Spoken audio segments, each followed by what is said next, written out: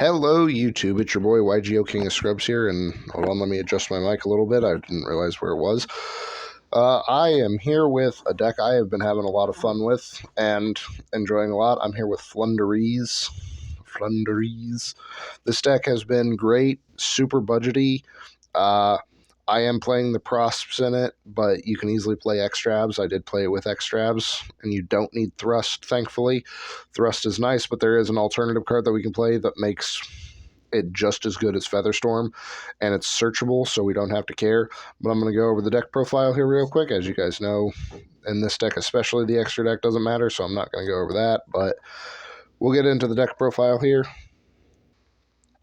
We're starting off with the obvious Rabina. This is a 3-of, searches your other small birds, then gives the additional. So I don't think I need to explain what these cards do really, other than like their search effect. Then we move on to 3 Eaglin. Eaglin obviously searches the big bird, since Rabina searches the small bird. You want to see these. Once you do, you basically just go off. I do have a few filler cards in here, just so you know, because I don't own everything for this deck, but the deck's been working great for me. I've topped almost every tournament I've played it in, except for one, and for some reason, people were main decking Droll just for me. I guess good for them. But moving on. From here, we do play 1 Toucan. Toucan Sam, follow your nose. Very good card. Recycle stuff, especially helps with recycling Impin and just constantly reusing it. I am playing 2 Stree. I like 2 of this card. A lot of people playing Graveyard Reliant decks around me, and this card just can screw them over pretty well. From there, we are playing the obvious 2 Impin. I might bump this up to 3 because the other card I was testing out in place of it, not that good, but I am playing a Snowl.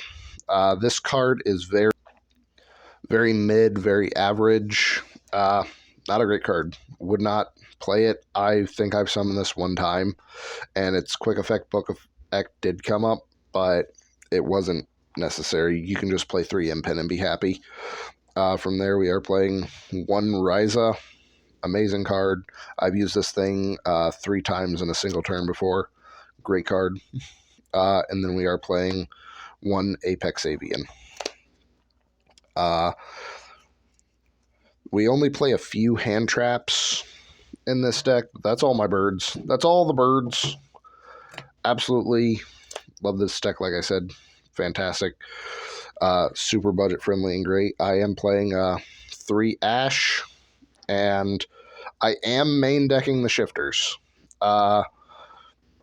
It makes for an easy side out if I'm playing against Kashtira or anything like that.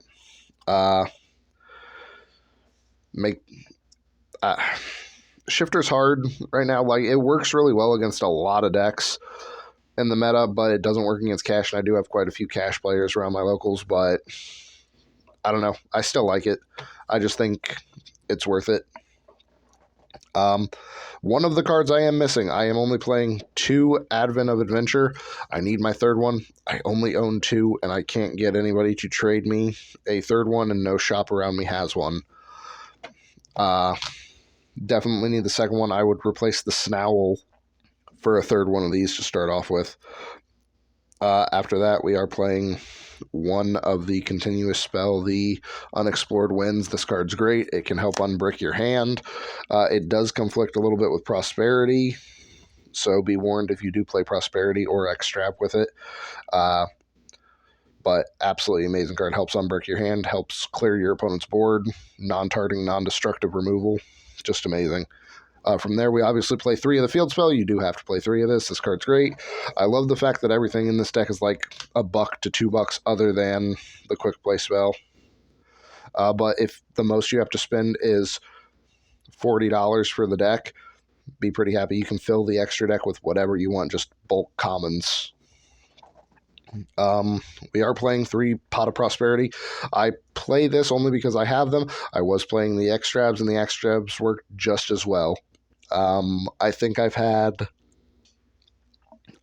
like 2 times maybe in all the tournaments I've played it in where it mattered that I got to reveal that like fourth card ended up being the card I needed, but it works just as well. Like I said, 2 extra times that it could have mattered, but the other 3 that I revealed beforehand would have gotten me out of the spot I was in anyways.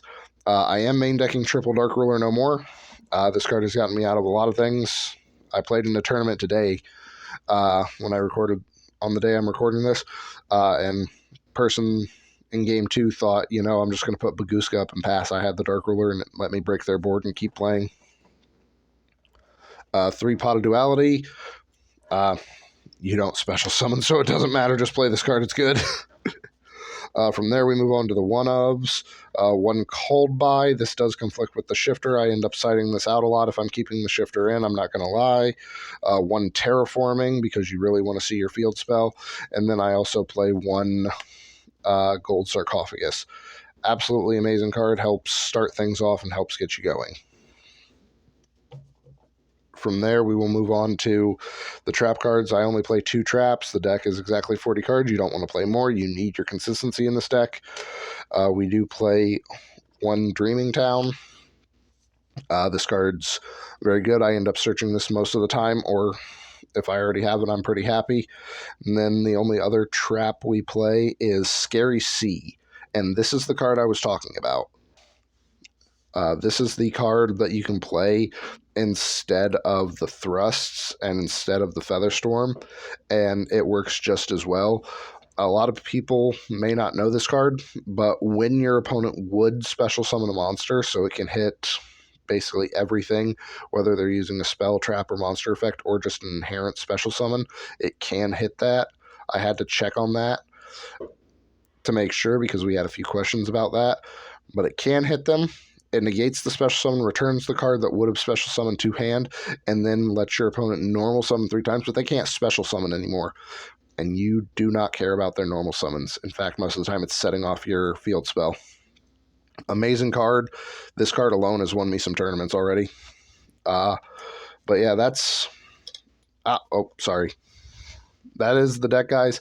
Absolutely amazing deck. Would recommend. Super cheap. Very playable. Just play Extrav instead of Prosp, and you'll be fine.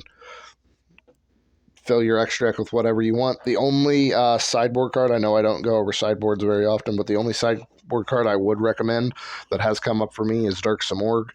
This card has been pretty good. Helps deal with the Labyrinth, especially right now, and I do have a few other back row players around, so good card, good deck. I do recommend it. It's not everyone's favorite deck. A lot of people get frustrated with this deck. I understand that, but it is fun.